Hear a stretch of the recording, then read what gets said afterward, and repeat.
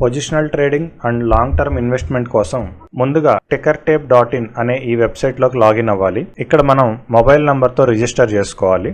ఇక్కడ మనకి స్క్రీనర్ అనే ట్యాబ్ ఉంటుంది. ఈ ట్యాబ్ మీద క్లిక్ చేసుకోవాలి. క్లిక్ చేసిన తర్వాత ఇక్కడ మనకి క్రియేట్ న్యూ స్క్రీన్ అని వస్తుంది. దీని మీద క్లిక్ చేసిన తర్వాత ఇక్కడ మనకి first market capitalisation, small cap, mid cap, large cap అని ఉంటాయి.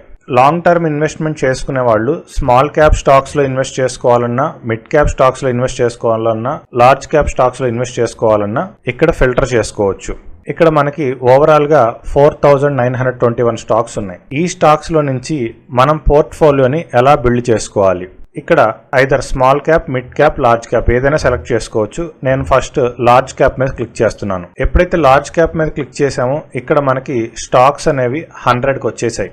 నెక్స్ట్ క్లోజింగ్ ప్రైస్ అనేది ఎప్పుడు కూడా 100 కన్నా అబోవ్ ఉండాలి. 100 కన్నా బిలో ఉన్న వాటిని పెన్నీ స్టాక్స్ గా కన్సిడర్ చేస్తాము. అబోవ్ 100 రూపీస్ ఉన్న స్టాక్స్ ని మాత్రమే మనం లాంగ్ టర్మ్ ఇన్వెస్ట్మెంట్ కి ప్రిఫర్ చేసుకోవాలి. ఈ P/E రేషియో అనే దాన్ని రిమూవ్ చేసుకోవాలి. ఇక్కడ యాడ్ ఫిల్టర్ మీద క్లిక్ చేసి దీంట్లో డైలీ అని టైప్ చేస్తే ఇక్కడ మనకి డైలీ వాల్యూమ్ అని వస్తుంది. ఈ డైలీ వాల్యూమ్ ని సెలెక్ట్ చేసుకోవాలి. ఈ డైలీ వాల్యూమ్ అనేది మనకి ఇక్కడ 50,000 ఉండాలి.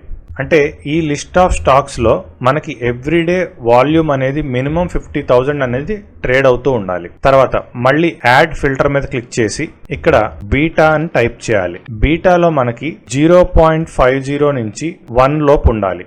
ఏ స్టాక్స్ యొక్క బీటా అయితే 1 కన్నా తక్కువ ఉంటాయో ఆ స్టాక్స్ అనేవి నిఫ్టీ కొలాప్స్ అవ్వగానే స్టాక్స్ కొలాప్స్ అవటం, నిఫ్టీ బాగా పెరగగానే స్టాక్స్ కూడా ఒకేసారి రియాక్ట్ అవటం లాంటివి జరగవు.